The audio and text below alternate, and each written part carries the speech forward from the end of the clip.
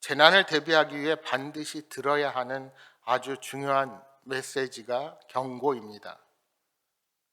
경고를 듣고 그 지시를 따르면 재난의 피해를 막거나 줄일 수가 있습니다. 그러나 경고를 무시하면 속수무책으로 화를 당하고 맙니다. 제사장과 서기관들로부터 무슨 권위로 성전에서 가르치느냐는 질문을 받으셨던 우리 예수님은 이제 포도원 농부의 비유를 통해 그들의 죄를 드러내십니다. 그러나 이 비유는 그들을 정죄하기 위한 비유가 아니라 하나님이 어떤 분이신지를 가르쳐 주심으로 그들에게 회개하고 돌이킬 수 있는 경고로서 주신 비유의 말씀입니다. 이 악한 포도원 농부들의 비유는 인간의 악함을 드러내는 참으로 슬픈 비유라 할 수 있습니다. 이 비유에는 죄인인 인간의 모습과 예수님께서 당하실 고난이 고스란히 담겨져 있습니다. 뿐만 아니라 그토록 자격 없고 악한 죄인들을 위해 기꺼이 고난의 길을 가시며 자신을 주신다는 말씀이기에 너무나 우리에게는 감격스러운 비유이기도 합니다. 포도원 주인이 농부들에게 포도원을 세주고 오랫동안 출타하게 됩니다.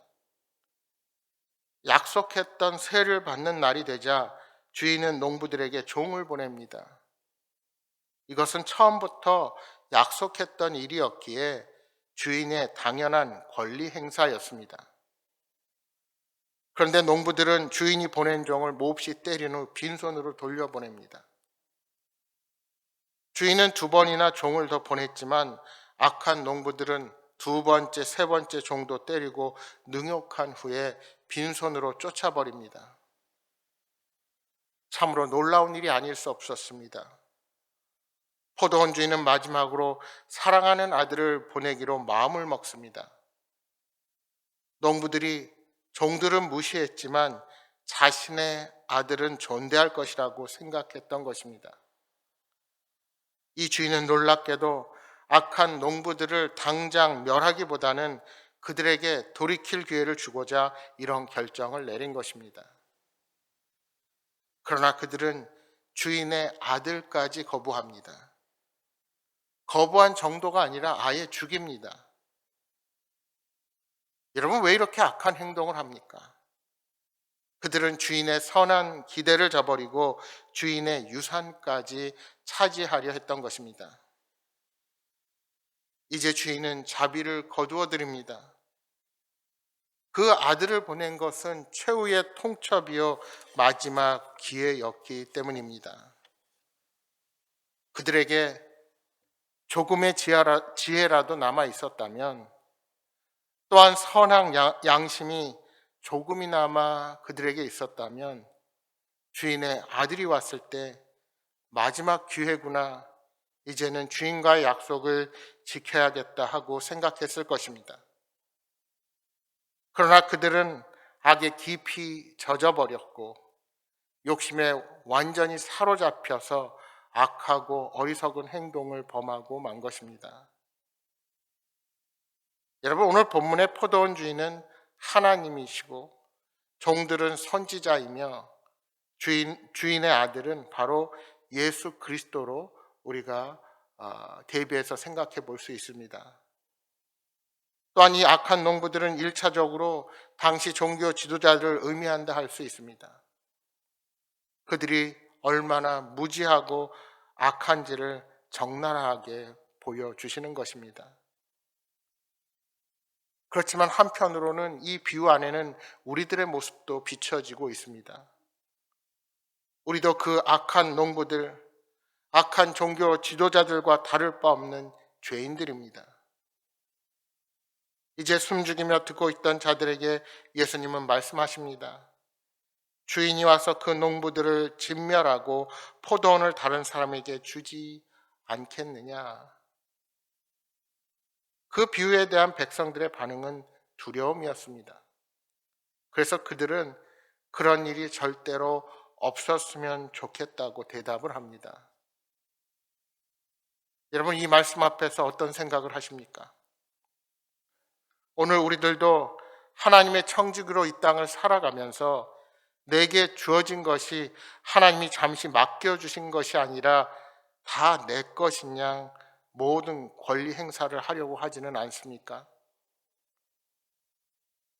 우리는 이 두려운 말씀 앞에 진심으로 두려운 마음으로 서야 합니다. 그리고 내 자신을 돌아보며 주님께 가까이 나아가야 합니다. 이제 예수님은 자신을 건축자들의 버린 돌에 비유하십니다. 사람들은 예수님을 버렸지만 예수님은 구원의 초석이요 모든 인생의 반석으로 그들 앞에 다시 서게 되실 것입니다.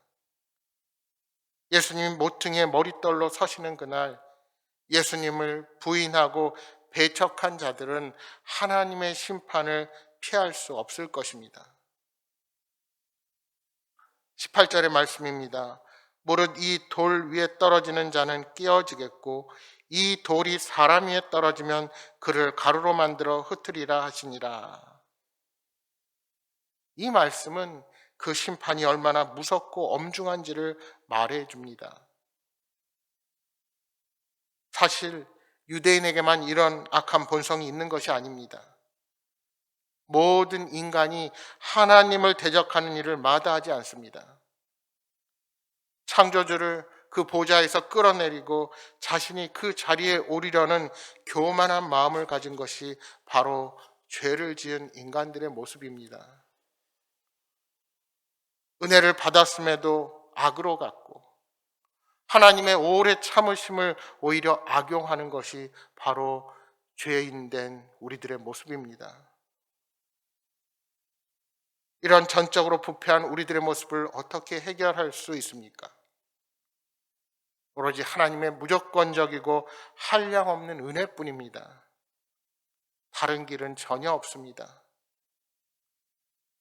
주인의 마땅한 요구를 거부하는 농부들, 은혜를 망각하고 정당한 것조차 내놓지 않는 농부들에게 반복해서 다른 종들을 보내고 마지막에는 아들까지 보내면서 그들에게 기회를 주셨습니다. 이처럼 죄인들에게 끊임없이 회개를 요구하시는 분이 바로 우리 하나님이십니다.